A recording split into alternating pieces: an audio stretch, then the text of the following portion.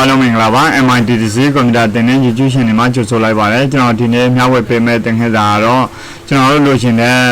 logo လေးတွေကိုဘယ်လိုမျိုး down မလဲဆိုတဲ့သင်ခန်းစာပဲဖြစ်ပါတယ်ဒီသင်ခန်းစာကိုစတင်ခင်မှာကျွန်တော်တို့ရဲ့ mitdc ကွန်ပျူတာသင်တဲ့ YouTube channel ကို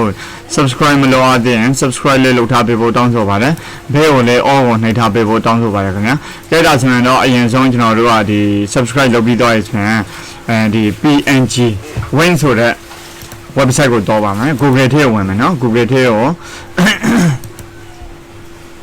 Google ထဲကိုအရင်ဆုံးကျွန်တော်ဝင်လိုက်မယ် Google ထဲကိုအရင်ဆုံးဝင်ပြီးရင်အဲ့ Google မှာကိုလိုအပ်တဲ့ logo design ပုံစံလေးတွေကိုကိုကြိုက်တဲ့ပုံစံမျိုးတွေကိုကျွန်တော်တို့က download ဆွဲလို့ရမှာဖြစ်ပါတယ်Google လေးကြားလာပြီဆိုရင်တော့အဲ့ Google မှာကျွန်တော်တို့က PNG Win ဆိုပြီးတော့ရိုက်ချပေးရမှာပေါ့နော် PNG Win နော် PNG Win PNG Win ဆိုတာဒီ logo ပုံစံမျိုးနဲ့ဖြစ်ပါတယ်ဒီ PNG Win ထဲမှာဆိုရင်တော့အများကြီးကိုမိမိတို့ရိုက်ချရှင်တဲ့ပုံစံမျိုးလေးတွေရိုက်ချလို့ရတယ်ဥပမာကျွန်တော်တို့ကမြန်မာလိုရိုက်ချလိုက်မယ်မြန်မာလိုရိုက်ချလိုက်လို့ရှိရင်မြန်မာနဲ့ပတ်သက်တဲ့ဒီဇေဒီပထိုးတို့ဒါ graphic design တွေမှာကျွန်တော်တို့ကအသုံးပြုလို့ရတာပေါ့နော်ဒီအင်တွေမှာလည်းတစ်စိတ်ရိုက်မယ်ဆိုရင်ဒီလိုပုံစံမျိုးလေးတွေသုံးလို့ရတယ်ဒါဆိုရင်မြန်မာနဲ့ပတ်သက်တဲ့ဟာမြန်မာနဲ့သက်ဆိုင်တဲ့ဟာလေးတွေအကုန်လုံးကြားလာမှာဖြစ်ပါတယ်ဒါဆိုရင်ဒါကကျွန်တော်ရှာထားတဲ့ပုံစံမျိုးပေါ့နော်တကယ်လို့ကျွန်တော်ဒီ logo အသုံးလိုချင်တယ်ဆိုရင်ဒီ logo ဒီကနေထောင်းအောင်ပါကျွန်တော် Facebook တွေကနေပြီးတော့ down မယ်တခြားနေရာတွေက down မယ်ဆိုရင် water data နဲ့ဖြစ်တော့မှာပေါ့နော်ဒီနေရာကနေ down မယ်ဆိုရင်ကြည်လင်းလေးနဲ့မင်းတို့အသုံးပြုရှင်တဲ့ဟာလေးတွေရောအသုံးပြုလို့ရမယ်တခါတည်း PNG ဖြစ်တဲ့အတွက်တခါတည်းတန်းသုံးလို့ရဒီမှာကိုစကြိုက်ပေါ့နော်အများကြီးရှိတယ်ဒီမှာမြန်မာနိုင်ငံအလံလေးရှိတယ်အများကြီးပေါ့နော်အမှန်တူကနိုင်ငံခြား website ဖြစ်တယ်နိုင်ငံခြား website ဖြစ်မှလည်းမင်းတို့လိုချင်တဲ့ဟာလေးတွေရောကျွန်တော်တို့ကအလွယ်တကူဒီနေရာမှာကျမရင်းနဲ့အကစားဝန်ကြီးဌာနပေါ့နော်ဒီ logo တွေရောကျွန်တော်တို့တောင်းမယ်ဆိုရင်ဒီ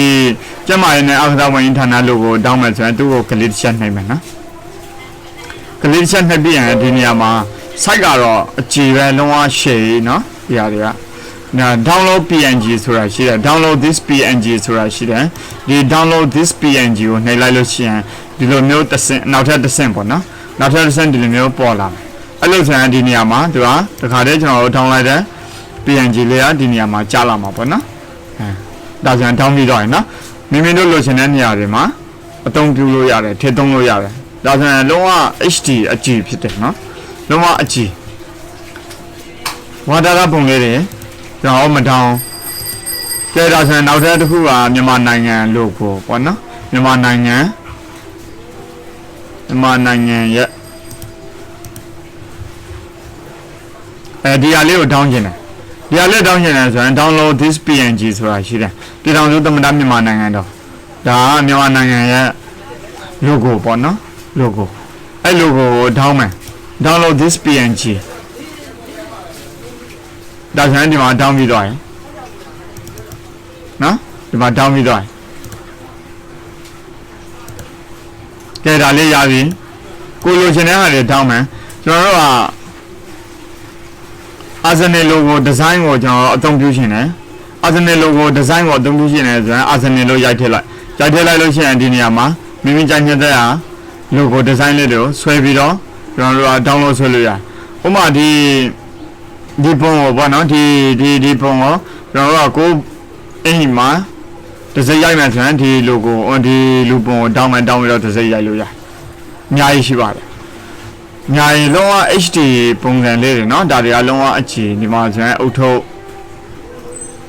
ဒီမှာလူပုံတွေလည်းအများကြီးရှိတယ်ကြိုက်တဲ့ဟာလေးတွေကိုတောင်းယူလို့ရတယ်ဒါဆိုရင်နောက်တစ်ခုတော့အောင်နောက်တစ်ခုကြတော့ဒါပင်မ website ပေါ့ဒါကြတော့နော် PNG Win ဆိုတာဒီနေရာမှာမိမိကြိုက်တဲ့ logo လေးတွေကို down လို့ရတယ်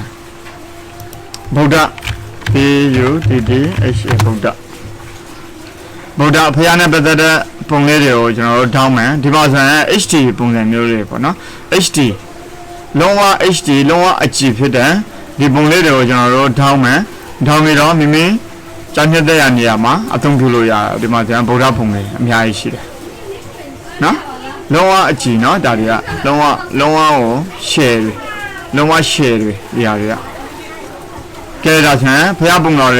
lower, now can lay it down, now can Piabida. Maybe China, now can lay it, take it out, don't do away, Daria, background lower, came it up, no? Shimida, go down away. Get us an original, the Payabung or the lady, maybe China, they are bung or lady. Get him as a Bodabung radio, down in as and down the dozen. Mimino, the Dabung sign, lonely, John Gary, Dabung sign alone, the Nicoman, the Tunisian in Ebona, the Bung radio, Alucidas and the down, went down, that's an Yabi. Now that you go a jar of the new graphic design lady, a canoe lady. Canoe lady, a song sheet, to him. Canoe Yasha Lucian, the Mazan, Velo Yasham, Canoe. Text monochrome da tu ya text PNG text လေးတွေပေါ့နော် print လို့ရိုက်ရှာရင်လည်းထွက်တယ်လား PNG visual arts လို့ရိုက်ရှာလိုက်ရင်ဆိုတာဒီမှာဆိုအများကြီးကျွန်တော်လိုချင်တဲ့ဟာလေးတွေတစ်ခါလေးဖြတ်သုံးရုံပဲသူကအရန်မိုက်တာပေါ့နော်အရန်မိုက်တယ်အရန်ကိုကောင်းတယ်သုံးလို့ကောင်းတယ်တစ်ခါလေးဖိစာတွေမှာဆိုရင်လည်းတစ်ခါလေးတန်းထည့်လိုက်အောင်ပဲဒီဟာလေးတွေဒါကြောင့်မင်္ဂလာဆောင်ဖိစာတွေမှာဆိုရင်အရန်ကိုသုံးလို့ကောင်းတယ် print အလားလေးတွေနိုင်ဖိစာတွေဆိုရင်လည်း print ခံပေးလို့ရတာပေါ့နော်ဒီမှာဆိုရင်အများကြီး print တွေအများကြီး social လုံးမကွာအများကြီးရှိပါတယ်အဲ့ဒီကမိမိကြိုက်တဲ့ကနုံလေးတွေ print လေးတွေမင်္ဂလာဆောင်ဖိစာတွေမှာလည်းဒါလေးတွေဆိုရင်သုံးလို့ရတယ်ဒီတိုင်း design ဆွဲတဲ့နေရာမှာလည်းအသုံးပြုလို့ရတယ်ဒါလေးတွေဆိုရင်လည်းကျွန်တော်တို့ကအသုံးပြုလို့ရတယ်တချို့ကောင်မလေးတွေကောင်လေးတွေကြတော့ဒီလိုမျိုးပုံလေးတွေတက်တူထိုးတာလေးရှိတယ်ဒီမှာဆိုရင်ကနုံ print design လေးတွေပေါ့နော်ဖေးမှာထည့်တဲ့ print design လေးအများကြီးပါပဲဒီထဲမှာအများကြီးပါပဲကျွန်တော်ကနိလန့်ပဲပြပေးမှာညီကောင်မောင်တို့တွေကျောင်းသူကျောင်းသားတွေကမိမိကြိုက်နေတဲ့ဟာကိုတောင်းလို့ရပါတယ်နော်မိမိကြိုက်နေတဲ့ဟာကိုတောင်းကိုလိုချင်တဲ့ဟာလေးတွေတောင်းနော်တောင်းလို့မရရင်ကျွန်တော်ရဲ့ကောက်မိုင်းမှာမေးလို့ရနော်တောင်းလို့မရဘူးဆိုရင်ကျွန်တော်ကိုလာပြီးတော့ကျွန်တော်ကောက်မိုင်းမှာမေးလို့ရနော်တောင်းတောင်းလေးတွေပြောပြမယ်အခုလေကျွန်တော်တောင်းပြထားတာရှိတယ်မုနာဒီမှာဆိုရင်အသေးပုံလေးတွေနော် share ပဲအဲ့အသေးပုံကိုတောင်းချင်တယ်ဆိုရင် control ရဲ့ clear ရဲ့တစ်ချက်နှိပ်လိုက် control ရဲ့ clear ရဲ့တစ်ချက်နှိပ်လိုက်တာနဲ့ဒီလိုမျိုးပေါ်လာမယ်အဲ့မှာဒီမှာ download png ဆိုတာရှိတယ်နော် download this png ကိုနှိပ်လိုက်လို့ရှိရင်ဒီမှာခဏစောင့်ပေးရမယ်သူကနော်ဒီမှာကျွန်တော် down ပြီးသွားနော် download this png အရင်လည်းလွယ်တယ်လွယ်ကူအောင်လည်းသူလုပ်ထားပေးတာပေါ့နော်အများကြီး design တွေအများကြီးရှိတယ် design တွေအများကြီးဒီမှာကျွန်တော် print လာလေးတွေတက်လို့ရတယ်နော်ဒီမှာ design တွေအများကြီးရှိတယ် social လို့မကုန်အောင်ရှိတယ်အများကြီးရှိတယ်နော်ဒါဆိုရင်ဒါလေးတွေကကျွန်တော်ပြောပြထားပြီကိုတောင်းကြည့်ပါဒီမှာ print အလားလေးတွေဒီ print လေးတွေကိုကျွန်တော်တောင်းချင်တယ်ဆိုရင်ဒီမှာ print တွေကတော့အများကြီးရှိတယ်နော် print အလားလေးတွေကတော့အများကြီးရှိတယ်ဒီမှာလည်းကိုလိုချင်တဲ့ print လေးတွေကိုကို light down လို့ရတယ် certificate တွေမှာအသုံးပြုလို့ရတဲ့ print လေးတွေဖြစ်တယ် certificate တွေထုတ်တဲ့အခါမှာဒီ print လေးတွေကိုအသုံးပြုပြီးတော့ကျွန်တော်တို့ကcertificate လေးတွေဒီပြန်ဖန်တီးလို့ရတယ် design ဆွဲလို့ရနော် design ဆွဲတဲ့အခါမှာကိုအတွက်ဒီ print လေးတွေကအလိုက်တိုင်းအသုံးပြုလို့ရတဲ့ဖြစ်တဲ့အတွက်အချိန်ကုန်လူပန်းတက်တာပေါ့နော် print လေးတွေအများကြီးရှိတယ်ဒီ print လေးတွေကလည်းမိမိတို့လုပ်ငန်းစဉ် process တွေမှာအသုံးဝင်မယ်လို့ထင်တယ်အဲ့ဒီကြောင့်မလို့ဒီသင်ခန်းစာကိုလုပ်ပေးခြင်းဖြစ်ပါတယ်ကဲနောက်တစ်ခုတော့နောက်တစ်ခုကလည်းဒါ family tree တွေနော်ဒါလေးတစ်ခုကျွန်တော်တောင်းချင်တယ်ဒီမှာအဖိုးအဖေအဖေအမေတမီမီလေးတွေဒီမှာ family tree နဲ့လုပ်ပြီးတော့ကျွန်တော်ဓာတ်ပုံထုတ်လို့ရတာပေါ့နော်ကဲဒါဆိုရင်နောက်ခံလေးတွေလေးထည့်လို့ရတယ်သူက PNG ဖြစ်တယ်နော် PNG ဖြစ်တယ်download this PNG ကိုနှိပ်လိုက်download this PNG ဒီ output မှာလည်းအများကြီးရှိတယ်နော်ဒီမှာဆိုရင်ကျွန်တော် download တဲ့ဟာရသွားနော် family tree ပုံစံမျိုးရသွားပြီပြီးရင်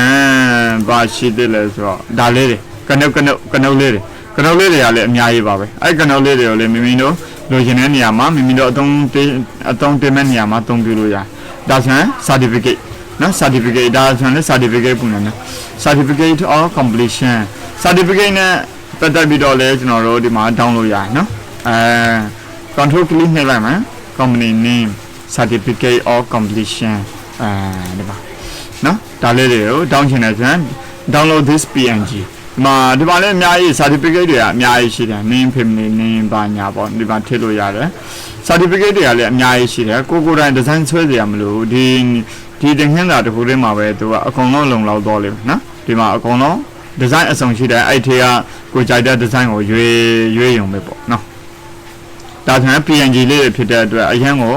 မိုက်တဲ့ design တွေဖြစ်တယ်အဲ့ဒီမှာတော့နမူနာလေးတစ်ခုလောက်တောင်းကြည့်အောင်ဘယ်ဟာလဲတောင်းရအောင်ဒီဇိုင်းတွေကအကုန်လုံးလှရတဲ့အခါကျတော့ကိုယ်အနေနဲ့ရွေးချယ်ဖို့ကဖြတ်နေပြီ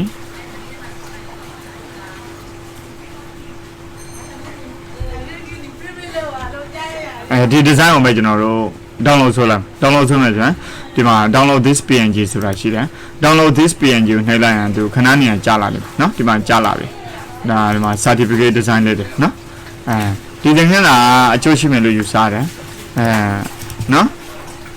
ဒီမှာကိုကြိုက်တဲ့ certificate design လေးတွေကို download ရတယ်ကနုတ်လေးတွေ download ရတယ်เนาะကဲဒါဆိုရင်တော့ဒီ website နဲ့ပတ်သက်ပြီးတော့တော်တော်လေးစုံမယ်လို့ထင်ပါတယ်သင်ခန်းရှင်တွေအတွက်အကျိုးရှိမယ်လို့ယူဆပါတယ်ဒီသင်ခန်းစာနဲ့ပတ်သက်ပြီးတော့အကျိုးရှိတယ်လို့ကိုကယူဆတယ်ဆိုရင်ကျွန်တော်ရဲ့သင်ခန်းစာကို like and share လေးလုပ်ပေးဖို့တောင်းဆိုပါတယ်အားလုံးပဲကျေးဇူးတင်ပါတယ်